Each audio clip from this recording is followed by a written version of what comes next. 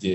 राधे राधे महाराज जी। महाराज जी, आपके जीवन का सबसे प्रभावित करने वाला अनुभव क्या है? कभी आपके मन भ्रमित हुआ है तो आपने क्या किया है महाराज? ये हमारे जीवन का सार, ये आश्रय, भगवान का भरोसा, भगवान का आश्रय। पहले कदम पे उत्तर यही हमें मिला था जब हम घर से भागे। 13 वर्ष के थे, कक्षा 9 के विद्यार्थी थे। तो जब भागे तो पहला प्रश्न हमारे हृदय में हुआ, तुम्हारा कैसे पालन पोषण होगा? कौन तुम्हारी रक्षा करेगा? कौन तुम्हें भोजन देगा? तो कदम लड़खड़ाए, क्योंकि घर नजदीक ही। अभी घर से भागे ही थे। सुबह प्रातःकाल 3 बजे माँ से केवल बताया था कि हम कल संत बन जाएंगे। उत्तर आया भगवान। हिम्मत बनी, फिर भागे। 15 किलोमीटर चलने के बाद एक भगवान शंकर का मंदिर है, नंदेश्वर महादेव, बहुत प्रसिद्ध महादेव हैं। वहां जाके बैठ गए। 12 बजे तक बैठे रहे। मन में आया भूख लगी, भोजन कौन देगा? मांगना आता नहीं था, बच्चे थे, विद्यार्थी थे। इतने में 1 लीटर दही लिए हुए एक आदमी आया और उसने पूछा ऐसे हमसे कि ये बच्चा, यहाँ एक सूरदास स्वामी रहते थे, वो उनके दरवाजा बंद है कुटिया का, कहाँ गए? हम कहा हम तो अभी अभी आए, हम किसी को जानते नहीं। बोले अच्छा तुम दही पी लो। 1 लीटर मीठा दही और गांव के दूध गढ़वा का लाल लाल दही ना, अरे पूरा दही पिया। और जब वो चले गए तो शंकर जी से ऐसे लिपट कर रोए कि आज मुझे विश्वास हो गया कि अब मुझे जीवन का पालन पोषण, इतना लंबा जीवन हो गया 13 वर्ष से लेकर अभी तक, तो मतलब 40-42 वर्ष तो हो ही गए। भगवान पार कर लाए। अब तो अंतिम फिल्म है। कब कब कब कहा लीला समाप्त हो जाए। दोनों किडनी खराब है, रोज अतरे दिन डायलिसिस होता है। अब कब लीला समाप्त हो जाए? भगवान अब कब तक सेवा बना है, जब तक आप लोगों की तब तक चला रहे हैं। नाम जब अगर होता है और बैठ के आसन पे नहीं हो तो नाम जप से मतलब बैठने खड़े होने से मतलब, चलते चलते हम नाम आड़े बैठे परे उताना, कबीर कहाँ हम राहे ठिकाना। हम खड़े हैं या बैठे हैं या चल रहे हैं या कैसे भी हैं, अगर नाम चल रहा है तो बात बन रही है। मैं नाम जप करता हूँ ना शिव जी की कृपा से। अभी 2 दिन पहले से आना था, एक भैया ने मुझसे कहा कि रहते, तो मैं उन्हें क्या जवाब दूंगा? कुछ नहीं, हमारी आदत हो गई अपने अपने अनुभव नहीं बताने। ये बिल्कुल सब लोग बात समझ लो। यदि अपनी भक्ति के अनुभव बताओगे कि मैं निरंतर नाम जपने का अभ्यास कर रहा हूं, रुक जाएगा। ये बिल्कुल भयभीत होने की बात है कि अपने साधन को गुप्त रखे। हम कै बजे उठते हैं, कै बजे क्या दिनचर्या होती, किसी को पता नहीं होना चाहिए। अगर कोई देख भी ले कि आप तो इतने बजे उठते हो, आप नहाते धोते हो, वो प्रेशर आ गया था इसलिए चले गए थे, रोज का थोड़ी। हमको अपने को छुपाना है। छुपा लोगे तो आपकी भक्ति बढ़ जाएगी, विघ्न पड़ जाएगा, आपकी साधना में विघ्न पड़ जाएगा। ये हम अपने अनुभव से कह रहा हूं, अपने अनुभव। अपनी कोई बात, जैसे बात बतानी है तो संतों की बात कह के बता दे कि ऐसा ऐसा संतों ने कहा है। हम अपनी बात कहते हैं कि हम ऐसा किए तो ऐसा नहीं, बहुत गुप्त रखना। ये परमार्थ है। जैसे अपने धन को हम गुप्त रखते हैं, ऐसे हम अपने भजन रूपी धन को, अपनी दिनचर्या को गुप्त रखें। दीपाली सिंह जी मुंबई से। राधे राधे महाराज जी। महाराज जी, जीवन में हर शुभ कार्य शुरू होने से पहले आखिर इतनी बाधाएं क्यों आती हैं महाराज जी? नहीं, ऐसा नहीं है। ऐसा नहीं है कि सबके जीवन में बाधाएं ही आती है, ऐसा भी नहीं है। बड़े शुभ कार्य होते रहते, पर हाँ, जब हम शुभ कार्य करते हो हमारा बुरा प्रारब्ध होता है, तब बाधाएं आती है। ऐसा नहीं कि हर आदमी के शुभ कार्य करने में बाधाएं ही आती हों, ऐसे नहीं, सबके अनुभव ऐसे नहीं है। हमारा प्रारब्ध बुरा है और हमने शुभ कार्य शुरू किया तो बाधाएं और विघ्न आ जाते हैं, और उन बाधाओं विघ्नों को निवारण करने के लिए विघ्नेश्वर हैं। इसीलिए हम प्रथम गजानन की पूजा करते हैं, गणेश भगवान की पूजा करते हैं, वो विघ्नराज है। अगर हम कोई शुभ कार्य प्रारंभ करते हैं तो गणेशाय नमः शुरुआत तो नीचे होती, गणानाम त्वा गणपति गंघवामहे, प्रियाणाम त्वा प्रियपति गंघवामहे, निधीनाम त्वा निधिपति गंघवामहे। सर्व विघ्न हारक गणेश भगवान है। गणेश भगवान का चिंतन करे, भगवान का चिंतन करे। मंगल भवन भगवान श्री हरि का चिंतन करे। भगवान का सुमिरन करते हुए कदम बढ़ाओगे, उस समय हर विघ्न नष्ट हो जाएगा। देखो, हनुमान जी विघ्न के पुंज में प्रवेश कर रहे हैं, लंका में। विघ्न का पुंज है, सब कुछ विपरीत है वहां। एक विभीषण जी त्रिजटा, एक दो को छोड़कर सब पूरे के पूरे राक्षसी स्वभाव के ही हैं। प्रविश्य नगर की जय सब काजा, हृदय राखि कौशलपुर राजा। यदि हृदय में हम भगवान का चिंतन करते हुए कोई भी शुभ कार्य करें तो बाधा नहीं, हमें बाधा नहीं पहुंचा सकते। जहां राधा है वहां बाधा कहाँ है? जहां राधा वहां बाधा कहाँ है? खूब नाम जप करो, मंगलमय भगवान की जय बोलो और अपने कार्य में शुरू हो जाओ तो कहीं कोई बाधा नहीं है। विजय श्री वही है जहां भगवान का चिंतन है, और जहां भगवान का चिंतन है तब तो माया है ही। अमित कुमार राज जी। राधे राधे महाराज जी। राधे राधे महाराज जी। महाराज जी, भगवत गीता या वेदों का सबसे महत्वपूर्ण संदेश क्या है? आज के जीवन के लिए सच्ची भक्ति और दिखावे की भक्ति में क्या अंतर है? पहला, हर शास्त्रों का एक ही संदेश है, अज्ञान का नाश करके अपने स्वरूप में स्थित हो जाओ, अर्थात भजन करके भगवत प्राप्त हो जाओ। भक्ति में भजन करके भगवत प्राप्त हो जाओ, ज्ञान में अज्ञान का नाश करके अपने स्वरूप में स्थित हो जाओ, अष्टांग योग में अपनी चित्तवृत्ति का निरोध करके परमात्मा प्राप्त हो जाओ। सब शास्त्रों का, सब साधनों का एक ही फल है। सब साधन कर यह फल सुंदर, प्रभु पद पंकज प्रीति निरंतर। अंतर रहित भगवदाकार वृत्ति, यही सब शास्त्रों का सार है। और आज हो चाहे कल हो, भक्ति का स्वरूप नहीं बदलता है, वही भक्ति का स्वरूप है। जब तक संयम से नहीं चलोगे, पापाचरण का त्याग नहीं करोगे, और जो शास्त्र आज्ञा तस्मात् शास्त्रम प्रमाणम ते कार्याकार्यो व्यवस्थितो, जो शास्त्र विधान है उसके अनुसार नहीं चलोगे तो भक्ति का रंग नहीं आएगा। पाखंड भले कर लो, चार लोग तुम्हें प्रणाम नमस्कार कर लेंगे, लेकिन भगवत साक्षात्कार नहीं हो सकता। भगवत साक्षात्कार तभी हो सकता है जब इंद्रियां जो हमारी प्रकृति की तरफ जा रही, मना कष्टान इंद्रियाणी प्रकृति स्थान कर सती, उनको मोड़ करके परमात्मा में लगा दे। जितेंद्री हो, श्रद्धावान हो, निरंतर भजन परायण हो, सब कुछ प्राप्त हो जाएगा। अगर जितेंद्री नहीं है, श्रद्धावान नहीं, भजन परायण नहीं है तो पाखंड कर सकता है, ढकोसला नाटक कर सकता है, भक्ति नहीं है। भक्ति कोई साधारण वस्तु नहीं है, भक्ति अंतर की वृत्ति है।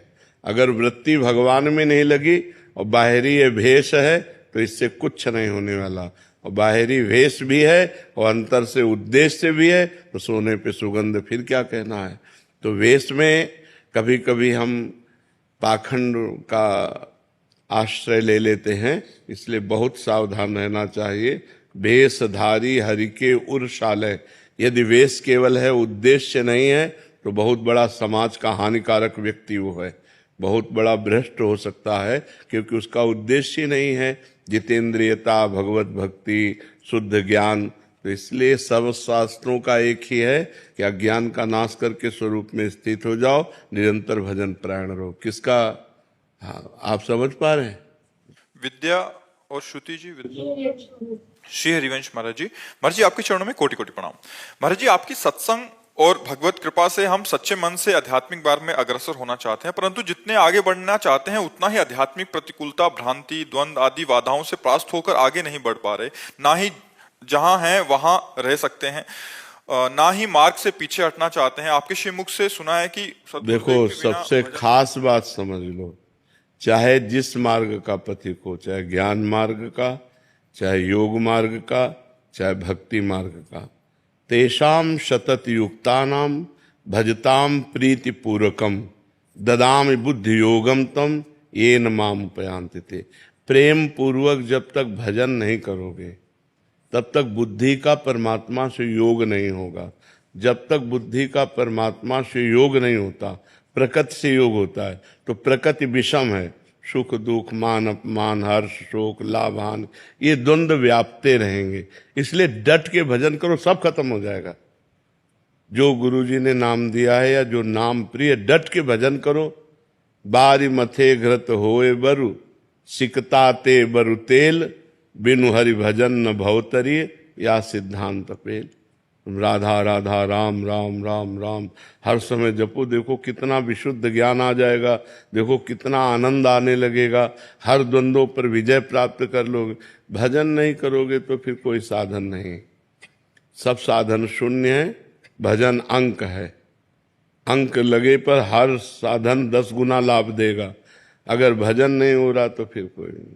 भजन बहुत कठिन चीज है, हर समय भगवान का चिंतन करना ये बहुत कठिन चीज है। अगर ये कर ले गए तो इस दुरंत माया से पार हो जाओगे। दैवी हेषा गुणमयी मम माया दुरत्या, ये जो भगवान की दुरत्य माया है, इससे पार वही हो सकता है जो भजन करता है, डट के भजन करता है, हट के भजन करता है। जो माया से, प्रपंच से हट के रात दिन भजन करता है, वो सब द्वंद्वों पर विजय प्राप्त कर लेता है। भजन के बिना सब अधूरी बात है। खूब भजन करो, किसका प्रश्न है? हाँ, भजन करो, सब ठीक हो जाएगा, सब ठीक हो जाएगा। और कुसंग ना होने पावे। अगर भजन हो रहा है और साथ में कुसंग हो रहा है तो ऐसा समझ लो कि गाय दूध देने वाली बढ़िया ले हम दूर रहे चलनी में। चलनी समझते ना, जिससे हम आटा छालते हैं, उसमें गाय दूर हैं। एक बूंद पीने को मिलेगा? नहीं मिलेगा, सब निकल जाएगा। तो आप नाम जप कर रहे हो, भक्ति कर रहे हो और व्यभिचार कर रहे हो, गंदे लोगों का संग कर रहे हो, गंदे दृश्य देख रहे हो, गंदी बातें कर रहे हो, तो चलनी में गैया दुहे और दोष दैव को दे, हरिगुरु कहो न मानई अपनो ही फल ले। वो मानो गाय को चलनी में दूरा कह रहा हमारे भाग्य में दूध नहीं लिखा है, तो पात्र बदल दे, पात्र सही पात्र में दूध तो तुम्हारा भाग्य भी हो जाए। भाग्य से भजन नहीं होता, भजन करने से भजन होता है। भाग्य में भजन नहीं लिखा, भाग्य में 2 ही बातें लिखी, शुभ और अशुभ कर्म, पाप और पुण्य, उसका फल सुख और दुख, बस इतना ही लिखा है। जो नवीन कर्म करने के लिए हमें मानव देह मिला है, इसमें हम भाग्य को नहीं कोसते, इसमें हम इतने प्रवीण बनते हैं, इतने बलवान बनते हैं, रौंद दो भाग्य को और नए भाग्य की रचना करो। मनुष्य शरीर नए भाग्य की रचना के लिए मिला है, पुराने भाग्य से बर्बाद होने के लिए नहीं मिला। अब भजन नहीं हो, लोग कहते हैं जवानी में भजन करने के, जवानी कोई भजन करने की है क्या? जवानी ही भजन करने की है। अच्छा, बुढ़ापे में सोच भी लोगे तो क्या कर पाओगे? जवानी में सोचा और क्रिया में उतर गए। तो अगर नाम जब चलता होता, यार नहीं, दूसरों को बचाओ और खुद बचो। और अगर अपनी बुद्धि ठीक नहीं है, भजन परायण नहीं है, तो दूसरों को भी कष्ट देगी और खुद नरक भोगेगी, कष्ट भोगेगी।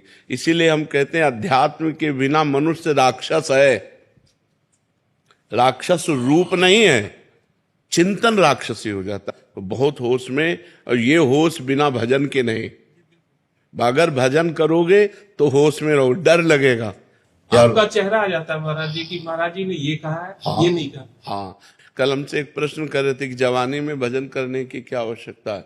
जवानी में ही है, क्योंकि इस समय उद्दंडता, बल, इंद्रियों में सब कुछ रहता है, हम कंट्रोल कर सकें अपने को। अब हमारी बुद्धि ड्राइवर है हमारे जीवन की। अगर बुद्धि शुद्ध है तो सही मार्ग पे चलेगी, और बुद्धि अशुद्ध है तो एक्सीडेंट करवा देगी, कहीं ना कहीं कोई न कोई घटना करवा देगी, पूरा जीवन बर्बाद हो जाएगा। इसलिए नाम जप करो। समस्याओं का समाधान भगवान है, इंसान नहीं है। भगवान हर समस्या का समाधान है। वो कर तुम अकर तुम अन्यथा कर तुम सर्व समर्थ है। भगवान को लेकर चलो। अब आप बड़े गर्व से घर से निकले, लौटोगे कि नहीं, क्या भरोसा? घर से निकलो भगवान का चिंतन करते हुए, भगवान का स्मरण करते, वो बचाएंगे, वो आपकी रक्षा करेंगे। इसका नाम मृत्यु लोक है, बड़ा भयावह है। कब कहाँ कौन सी घटना हो जाए कुछ पता नहीं है। आप किनारे किनारे रोड के जा रहे हो, गाड़ी बहकी हुई आ रही, आपको रौंद के चली गई। वो नाम जप है भगवान का, वो रक्षा कर लेंगे। करो सदा तिनके रखवारी, जिम बालक राखे महतारी।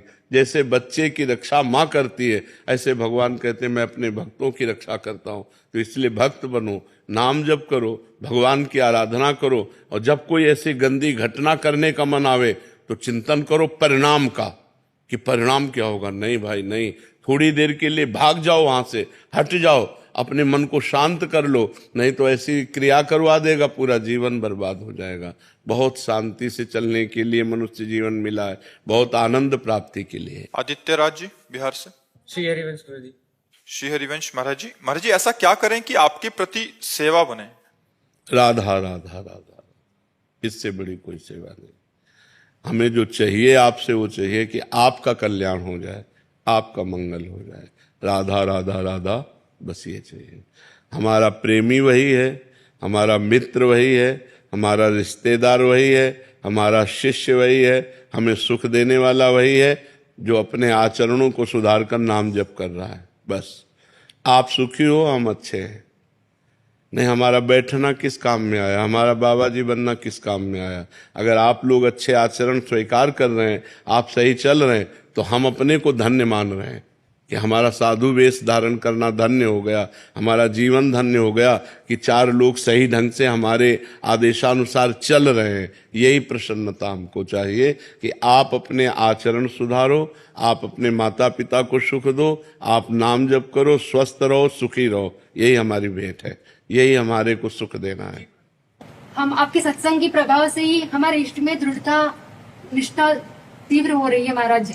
ना हम हमारे इष्ट को छोड़ सकते हैं, ना आपको छोड़ सकते हैं। आपका जैसे मन हमारा जैसे समर्पित हुआ है, वैसे वहाँ मतलब कहीं पे भी ऐसा हुआ नहीं है। तो अभी हम इसी दुविधा में है कि आगे कैसे बढ़े, हम जैसे कि रुका गया है। बिल्कुल नहीं रुकना, आगे बढ़ना है। हम आपके मित्र हैं, जो आपको साधना दी वो आपके गुरु हैं, जो साधना है वही आपको करनी है। हमसे केवल सलाह ले लो और आगे बढ़ो। बात समझ रहे हो? जैसे रास्ते में मित्र मिल जाते हैं तो हम आपके सत मित्र हैं। सद आज्ञा, सद मार्ग, जिस मार्ग में चल रहे उसी को वहीं पुष्ट करना, नष्ट करना नहीं। जहां हो वही मार्ग चलो। जिनको गुरु बनाया है उन्हीं को गुरु मानो, हमें अपना दोस्त मानो कि जब परमार्थ में कोई समस्या आई तो अपने दोस्त से पूछ लिया।